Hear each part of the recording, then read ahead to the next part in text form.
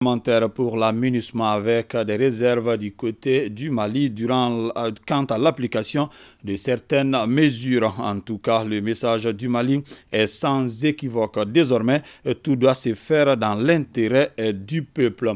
La résolution qui renouvelle ce mandat n'a pas eu l'unanimité parmi les 15 membres du Conseil de sécurité. 2 se sont abstenus. Aïssata Ibrahim Maïga. La réunion 9084 du Conseil de sécurité des Nations Unies a adopté la résolution renouvelant le mandat de la MINUSMA pour une année supplémentaire. 13 voix pour, 2 abstentions, dont la Russie et la Chine, qui ont dénoncé l'instrumentalisation de la mission onusienne par certaines puissances à des fins politiques. Plus étonnant, ajoute la représentante russe, la MINUSMA peine à assurer son mandat alors que le Mali fait face à une guerre contre le terrorisme. Et la Chine d'ajouter que cette résolution ne reflète point la réalité sur le terrain. Nous sommes tout à fait convaincus que le fait qu'il y ait dans la résolution des formulations intrusives concernant l'exercice par la mission de son mandat dans le domaine des droits humains ne permettra pas la mise en œuvre par les Maliens de leurs droits souverains à enquêter sur les incidents qui ont eu lieu, ce à quoi ils sont profondément attachés. Nous sommes préoccupés par le fait que cela peut être utilisé par ceux qui veulent diffamer les activités du gouvernement de transition et que cela ne lui permettra pas de mener une politique étrangère indépendante. En s'acquittant de son mandat, la MINUSMA devrait communiquer et coopérer étroitement avec le gouvernement malien et écouter très clairement son point de vue. La résolution donne trop d'importance aux questions de droits humains et met trop l'accent sur le mandat de la mission liée aux droits humains.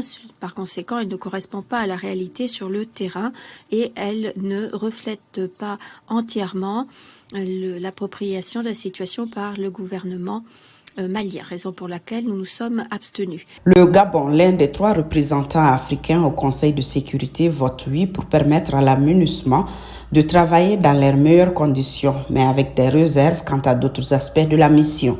Sa représentante dit regretter le rejet de la requête des A3, Gabon, Ghana, Kenya, en faveur d'un engagement fort pour la protection des civils et la lutte contre le changement climatique.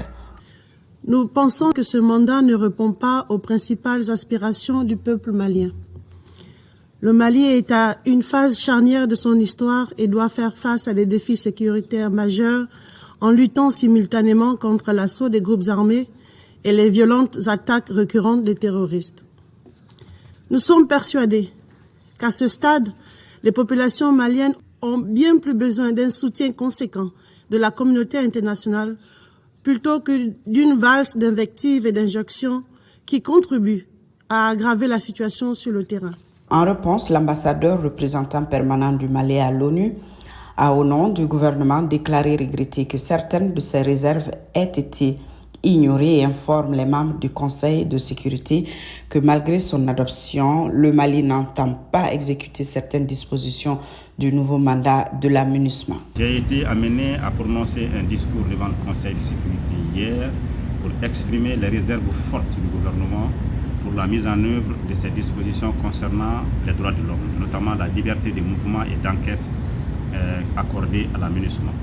J'ai clairement exprimé que le Mali n'entend pas observer ces dispositions dans le cadre du mandat qui vient d'être accordé à la MINUSMA.